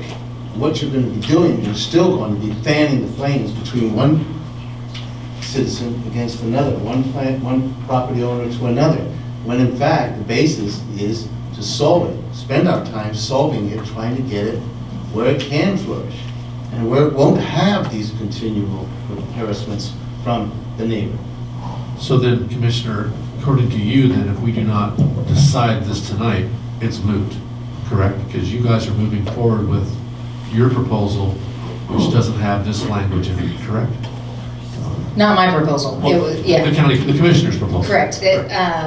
But that's not to say that if this group had a consensus of a recommendation, that I can't take it back to them and say, this is what the consensus of the group was. I have been given other advice that Senate Bill 100 doesn't supersede this, and that the home occupation could be a possibility. You know, there is ways that you can decrease the odor impact, not only the setbacks, but what about a row of pine trees on the edge? You know, something that has an alternate smell that counters wind. What's the thing you smell through the wind is the pine before you smell something else. I don't know. You can have a lavender farm, for crying out loud. Sorry, I just had to throw one out there for you. But I can't speak to that. but there are, this is already allowed under Senate Bill 100. We're already operating, and it's not been successfully challenged that they can't do this under Senate Bill 100. So I don't think, I just think that it allows a level of scrutiny, or yes, it does do a case-by-case basis, that it allows you to look at it and see what is the impact on the neighbors, what is the impact in the community, what is the impact of that one that's already existing at the time and it's continuing in a good nature. I think it addresses some of those issues. I can't say that you have to do this. I'm just saying it was a proposal brought by one of you guys. Matter of fact, it was the only proposal that had, other than just wait, which the commissioners aren't waiting, so that's not recommended as a proposal. So it's the only proposal that you guys have had. If there's little tweaks or if there's any recommendations on looking at these, I'd love that feedback. Cedar. Well, under those circumstances, with the commissioners moving forward soon, I move that we accept Valerie's proposal to use existing regulations and mechanisms to deal with complaints. I second that. Okay, so we're getting a consensus from the group to move, or at least present that information to the commissioners. Is that what I'm hearing? Yes. Okay. Actually, it's not a voting issue, it's a consensus. Question. Yeah. Just point out, before you ask that, can you repeat your wording? Because I was trying to write it down of what your wording was of your motion. Well, the simple way to say would be, I move that we accept Valerie's proposal. Okay. And recommend it. And recommend it to the commissioners. Thank you. Any further discussion on that? I second. All right. Motion and a second. Do what? Okay, go ahead. A point. Sorry. I think most of us we're interested in seeing the industry flourish. We're interested in seeing patients be well taken care of and provided medications that will help them. At the same time, does the board have on its agenda something that will allow enforcement of the rules and regulations? Because if we're not able to enforce them, then the problems will just persist, or the problems will increase. And I think this is really what we're all looking for.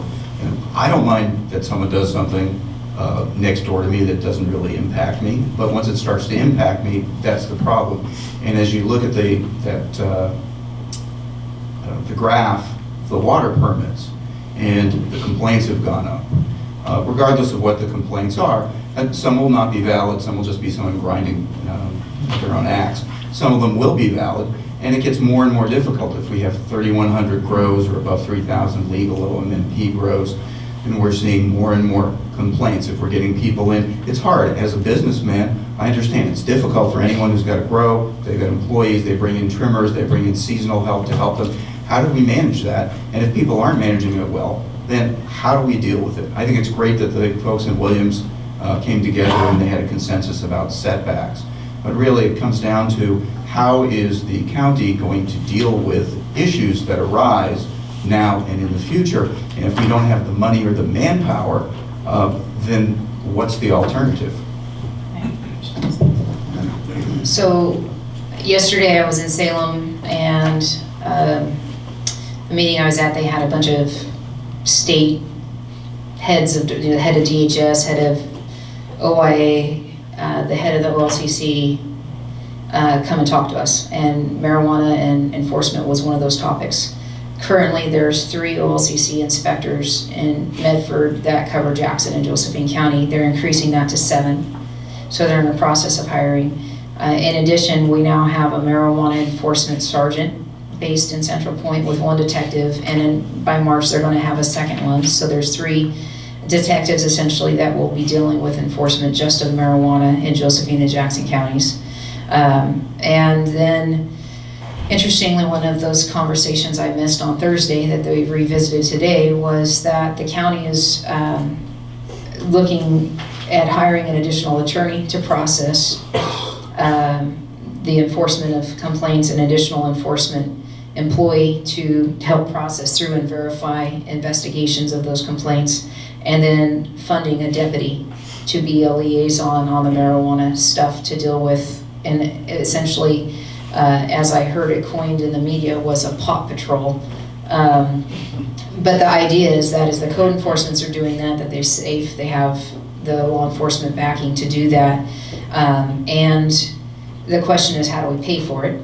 So the 3% local tax that comes off of retail is restricted to public health, prevention, treatment, and public safety. So out of those, it could pay for the deputy, but we don't know how much we're getting. I don't remember what the last amount was that we've gotten on the dispensaries so far this year. The last number I heard was 60,000, but I don't remember how many months was involved. So I will try to get an update on that so we can see. The portion we're getting from the state is supposed to be reported on later in this week. The first allocation was going to be based on population. Future allocations were going to be based on how many retail and grows and everything else like that, and canopy size. And because our canopy size is greater, that was one of the things Rob Lovett had reported on in his presentation, is that we may get a greater amount, but we don't know. Because we've been waiting for how many months, since January 2016, to see if they'll ever distribute the money. They say they will by October 11th. Oh wait, that's tomorrow.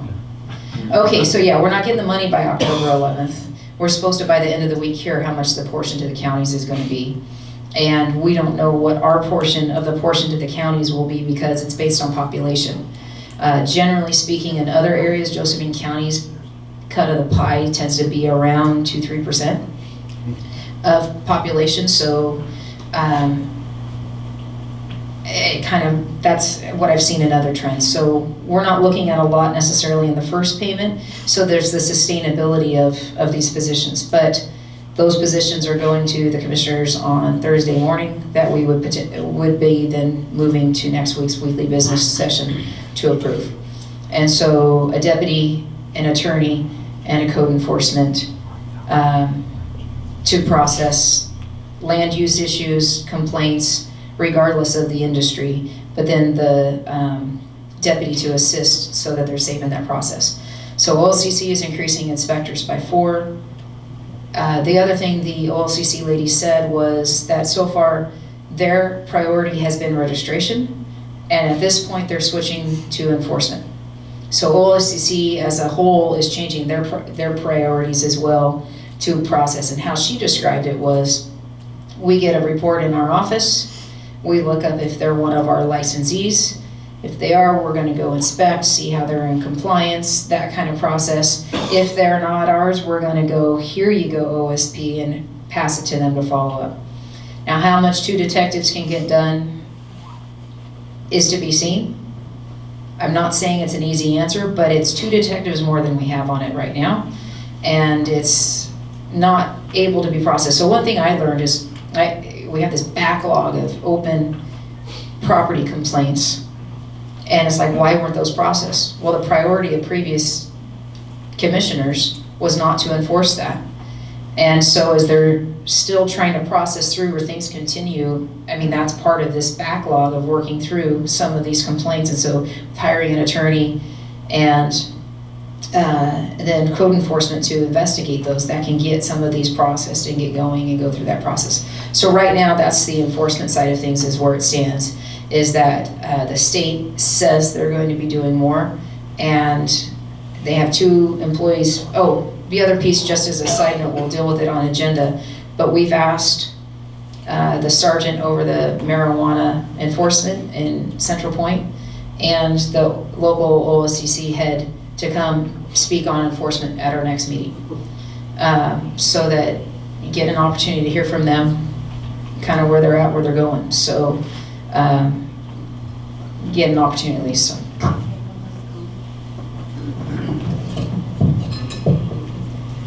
Not all land use applications are approved.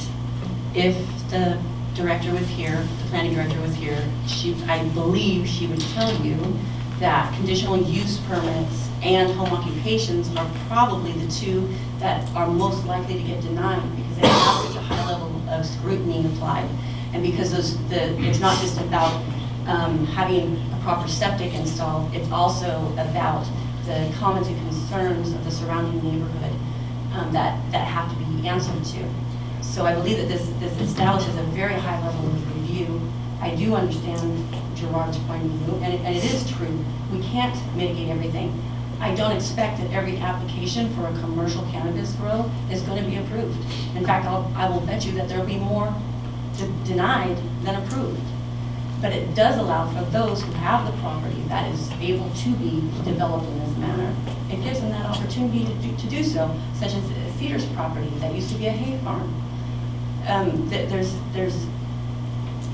There's an opportunity here to allow for those who can mitigate in this situation, allow them to be given that chance to do so.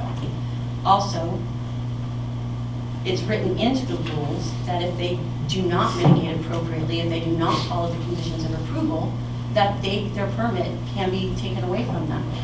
Also, in the OLCC rules, if a jurisdiction goes through the proper steps of concerning violations on a property, that can be turned over to the OLCC, and the OLCC can remove the license. So it's not just saying we're going to allow them. It's saying case by case, and it's a very high level of scrutiny. One thing on that, I did hear one of the commissioners say today that he would not vote for anything that required approval of neighbors.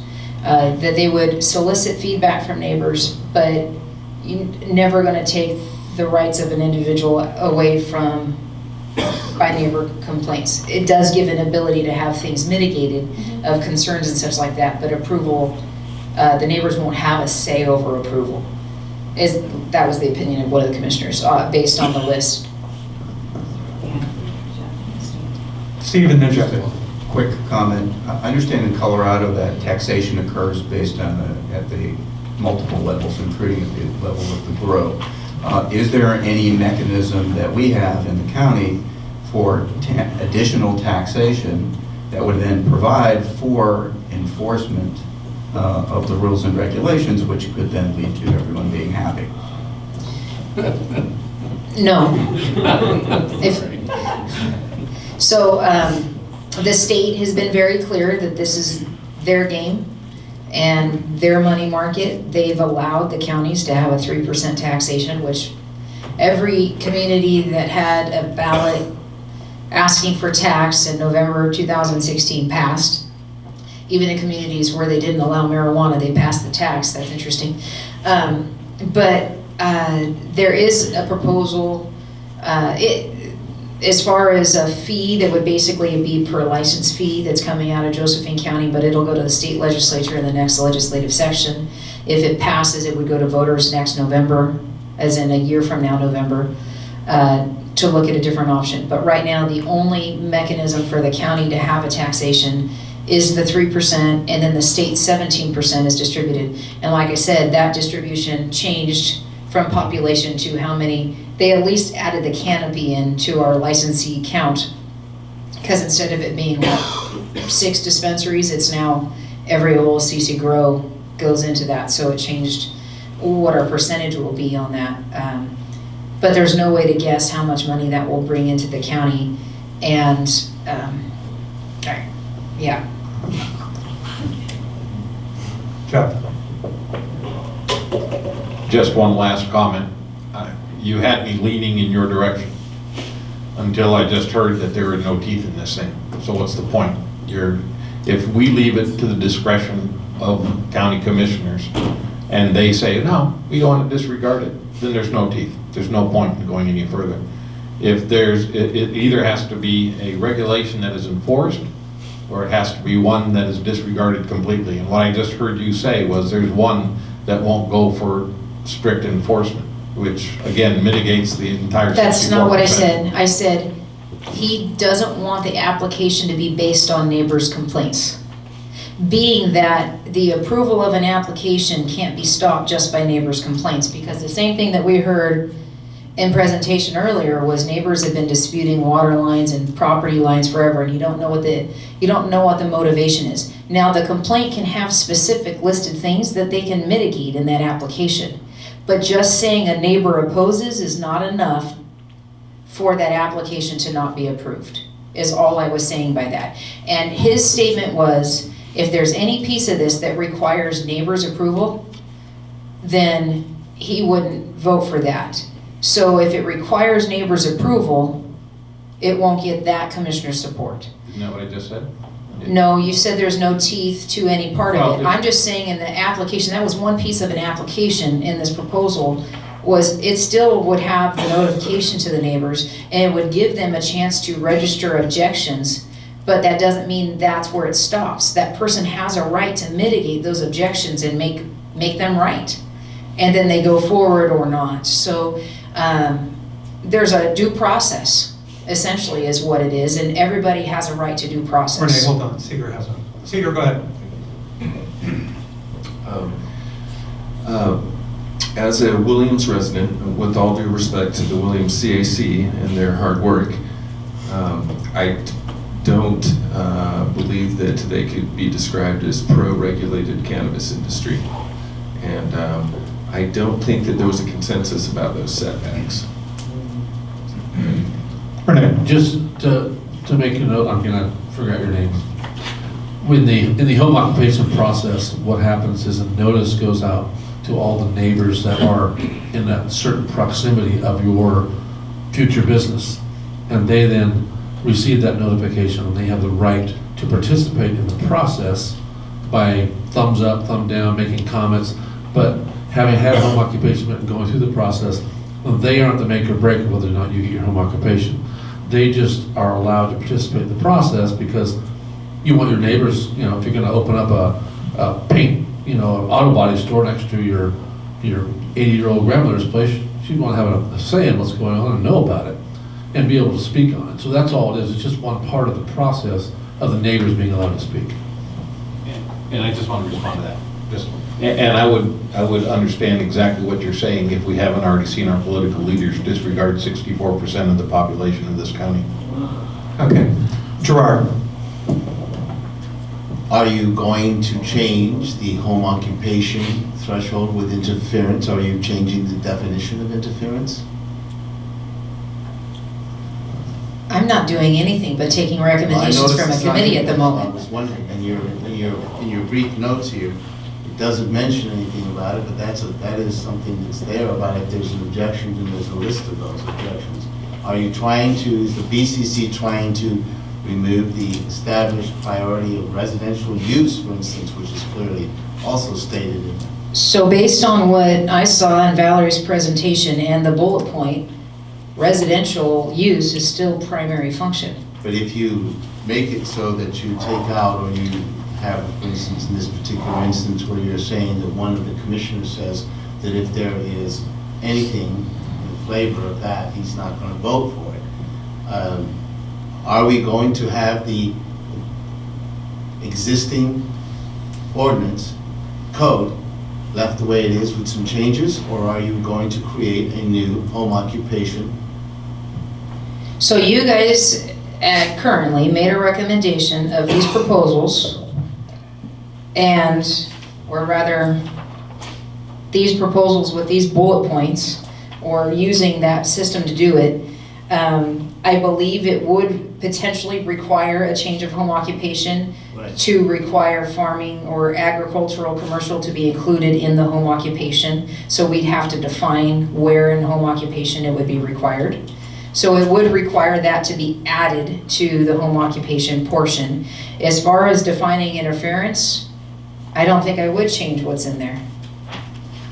It's already defined. And so, but I can tell you that what the commissioners are looking at is this other one, having received no other recommendations from anybody. So the other one doesn't change the definition of interference either, because that's currently in the rural residential code related to farm and rural residential. So that remains. With the caveat that it cannot interfere with the residential use. It says with the neighbor's residential use. That's already in there. So that will stay? Yes. Has it been recommended to remove it anywhere? No, I'm asking you because there's been... I thought I answered that already. It's not being recommended to change. I think it's fair to say, Lily, there's been discussions that you have ad-libbed that aren't on here, and I want to know, for instance, it doesn't say anywhere in here that one of the commissioners has already said what you said. So I'm assuming that what you're saying is things that you know and you're adding to this that could affect this outcome of this. I just said what one commissioner said that he was taking into consideration. It didn't change a recommendation. I just heard one commissioner say, if you have a piece in there that requires approval of neighbors to go forward, it will put neighbor versus neighbor, and I won't approve going forward with that. That was one commissioner's opinion. It takes two commissioners to get something to move forward. That's what I'm saying is that's why I'm asking these questions, because it's logical to think if that's something that's not on this list, maybe something else is changing that you know about and we don't have on this list. I made this list. For the punch list, I'm talking about the one. So is there anything else that's why I'm asking these questions, Lee, is to find out, is there anything else that we don't know about that's not being mentioned on this printed list that you gave us as this? Have you read it yet? I made that list. That's Valerie's list. This I one made right that here, list. this list. You didn't make that one, did you? I thought- No, that was, No. Director Schmelzer made that, to give us a summary of what these changes were. Because Commissioner DeYoung, at the request of the commissioners, brought back a list of recommendations. This is the recommendations that he brought back. This was the summary of those recommendations. I understand. Wrong one. This one. That one is the summary of those recommendations. And in the conversation today, that was one of the things the commissioner said. I haven't read this yet. That's why I'm I got it asking, today. is there anything? Okay, so there's nothing you know of then? Not that I know of, no. I also know is everything's still on the table for Thursday. That's, Well, we're going to take a vote on whether or not. To move this forward, yes. So, having said that, we have a first and a second on this motion to approve, to move Valerie's proposal forward to the commissioners for review. Any further discussion? All those in favor, raise your hand. All those opposed? Any abstain? The ayes have it, and we'll move forward. It's 5-3.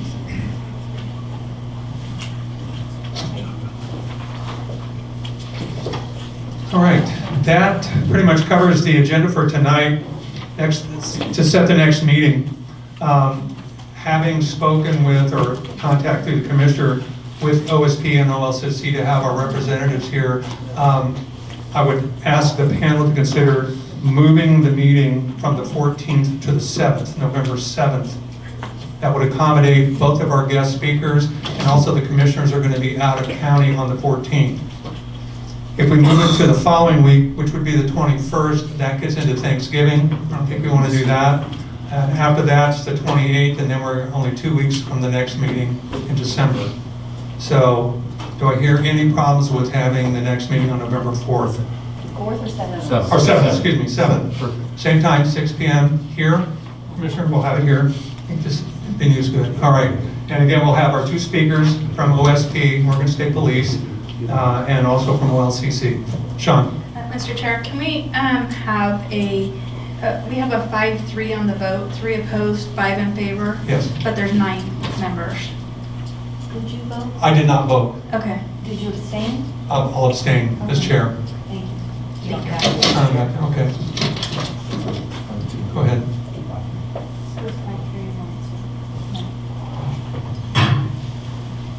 One other thing. Go ahead.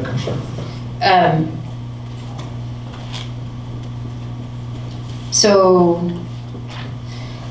one thing I did pass out, I got an email that Oregon Health Authority sent out as far as plant limit changes and grow site inspections. So you have it, just so you have the information that I got. Just trying to make sure to pass along any information. I'm sorry. I noticed that there's nothing about rural residential outside of city limits, which is kind of the whole crux of the issue here, isn't it? I didn't create this form, Oregon Health Authority created this form. It's two-sided, and I have no comments on what it says. I didn't create it. I simply received an email and printed it and brought it to you. So there's contact information on there, probably on the website at the top of Oregon Health Authority. You can go there to do that. Agenda items for next meeting. Like I said, there had been some suggestions of OLCC coming, so we had invited our local OLCC folks to come along with the enforcement. There's also been an email, let's see, that was Jared's comments. This one was a request to potentially have Amanda Borup or Danica Hipschman come down and speak to the group at some point. And so can try to get those scheduled in and get going. If there's any other things that you guys would like to have, try to schedule. Cedar, you had sent that email. If you have contact information, can you forward that to Sean so we can try to get those scheduled? And then if there were other items, again, if you have agenda items that you'd like to have added, we can email Sean or ask for them to be scheduled in. The only thing that I was going to say is I did include an invitation to come, for the panel, to come to my farm. I'm open to doing that at any time, but it would be kind of interesting to do it at this point with harvest going on. It's the busiest time.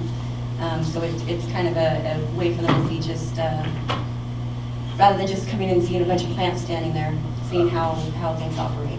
So public meeting law is an interesting thing. We'd have to notice it. It'd have to be open to the public. We'd have to just put an agenda out. And so I'll take a video. I just wanted it's one of those things that it's what makes, unfortunately, government committees interesting is public meeting law. And so workshops like that are possible. That you, like I said, you develop an agenda, you time frame, that kind of stuff. You notice it, and then you go and do that. It's just a matter of it takes a little more coordination than just simply saying, hey, everybody show up and I'll give you hot dogs. That kind of thing. The OLCC does not allow me to have open public access at my farm, but maybe I can get a video meeting or something like that to Thank you. All right, other comments, concerns, questions? All right, then, hearing none, the agenda's been set. Oh, sorry, Jared. Just a question about the setbacks.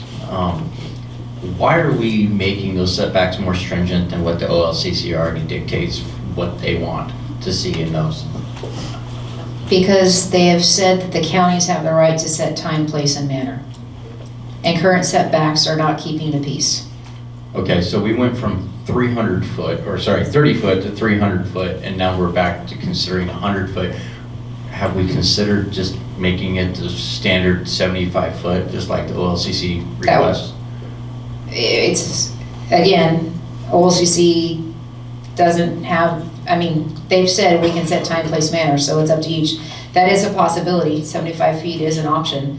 But again, the current setback isn't keeping the peace with the interference with neighbors. And so for me, it was a matter of receiving feedback in the community of a compromise that would potentially try to mitigate the issues between neighbors. We're still trying to keep the primary focus of residential and keeping the peace in the community. So The current setback has nothing to do with OLCC cultivators whatsoever, and it's reasonable time, place, and manner, and the reason you're getting this is because your county commissioners are prohibitionists. that's your opinion. All right, Jared, anything else? Yes, a question about the easements. It talks about how you can't get water trucks up to your farm if it's accessed off an easement. What exactly were you trying to achieve by that? Me personally?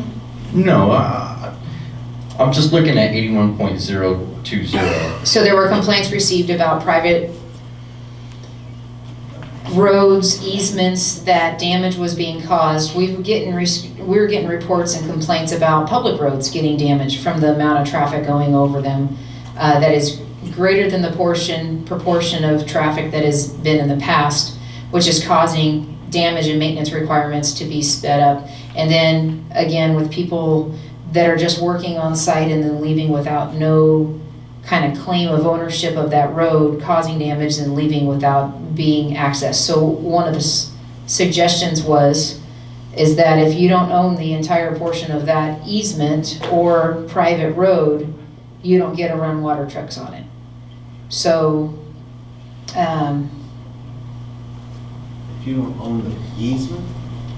for instance, if your property doesn't abut to the whole Your portion, property, the okay. property, Okay. yeah, the property that was what the Otherwise, wording it's was. license. It was a property issue. If you have the responsibility to fix the road and it's your grow, no harm, no foul. What was going on is that it wasn't people responsible for the property causing damage, taking off, and then the people that own the rest of the road or the properties around the rest of the road are left to eat the bill of fixing it. And it was a question I had: if there's civil consequence, why are we legislating this issue when somebody can file in court the damage that's done against the property? And there's a way of doing that already. So anyhow. This just seems like a knee-jerk reaction to probably a very few incidences, but would limit or have devastating outcome to multiple farmers. I mean, I just don't see where this is beneficial to anybody aside from a very few individuals that are dealing with some of these circumstances. Okay. Yeah, of course, all these points being made are valid perspectives. You have open forums that are coming up and review of this document, so I would encourage you obviously to attend there. Any other questions, concerns from the agenda? All right, having heard now, I'm going to adjourn this meeting. The time is 7:53.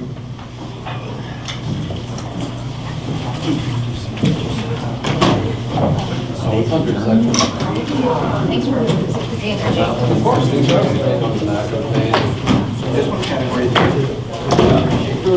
Outside city.